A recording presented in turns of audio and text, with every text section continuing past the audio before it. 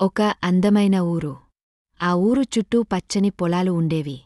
ఆ ఊరిలో ఒక చిన్న బాలుడు ఉండేవాడు. అతని పేరు ఎలీ. అతనికి పొలాలు చుట్టూ తిరగడమంటే చాలా ఇష్టం. ఒకరోజు ఎలీ పొలాల్లో నడుస్తూ ఉండగా ఒక్కసారిగా ఒక గర్జన విన్నాడు. అది ఒక సింహం గర్జన. ఎలీ వెతుకుతూ వెళ్ళి చూస్తే ఒక పెద్ద సింహం నేలపై గాయపడి దాని కాలునుంచి రక్తం కారుతోంది. ఎలీ మెల్లగా వెళ్ళి తన దగ్గర ఉన్న గుడ్డతో సింహం గాయాన్ని శుభ్రం చేశాడు. కాని సింహం ఏమీ చేయలేదు. ఆ రోజునుంచి ఎలీ, ఇద్దరూ కలిసి సాయంత్రాలు గడిపేవారు. మంచి మిత్రులుగా మారిపోయారు.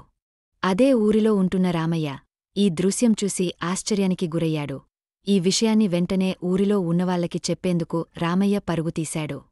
రామయ్య తన చూసిన దృశ్యం గుర్తు చేసుకుంటూ వణుకుతూ ఊరివాళ్ల ముందుకు వచ్చి చెప్పాడు. నా కళ్లతోనే చూశాను.